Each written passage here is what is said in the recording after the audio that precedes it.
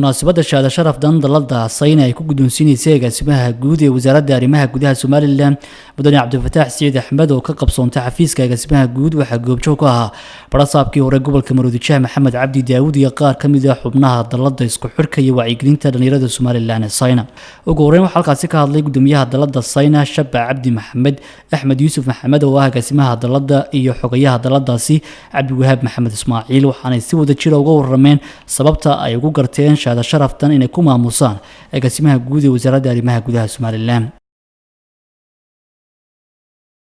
maaha kaliya talaynaanu siino una shahaado mudane kasto qarankan xil u haya oo dalkan u shaqeynayna waxa wanaagsan in dadka jamhuuriyadda Somaliland ay u shaqeynayaan ayagu qiraal ka noqdaan hadal badan halkan ugu baahneen inaanu u soo diyaarinay shahaado sharaftan agaasimaha guud ee wasaaradda arrimaha gudaha ambassador Cabdi Rashid Cabdifataax kaasoo u aragnay inuu yahay nin dhalinyaro wax qabad buuxa dhinacyo kasta haday tahay dhinaca dhalinyarta haday tahay dhinaca bulshadiisa inuu yahay nin u tafaxatay horumarka markaan la kulanay arrimaha dhalinyarta kala hadalno isagoon aan balan lahayn ama aanan hore isku aqoon ayaa wixii shaqeyn oo la nimaado wuxuu noogu gudbiyaa si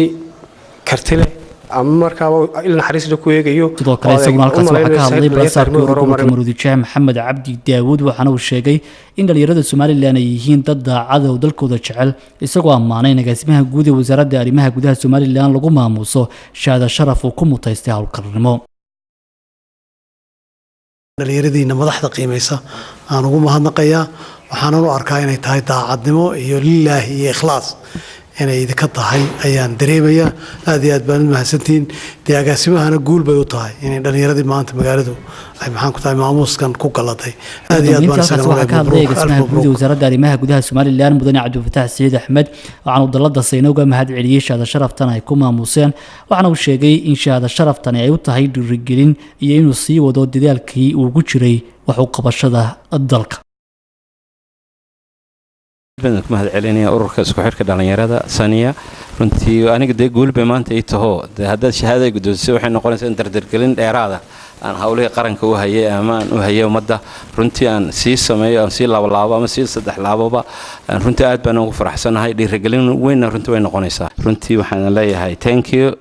waana runtii dhiirigelin wanaagsan bay noqonaysaa hadii la helo nimanka kale wasaaradaha jooga ama halkayga jooga ama mas'uuliyiinta kale qarankana iyaguna waxaan ku dhiirigelinayaa hadii la helo in qaranka shaqada dhalinyaraduna soo dhaweeyaan xafiisyadooda furaan anigu xafiiskay weydin furaysaad ka warhaysan in time soo gali karaysaan hadii la hayraa balan iyo xabo ma baahnadin iyagana saas leeg baan ku dhiirigelinaa xafiisyada dhalinyarada furaan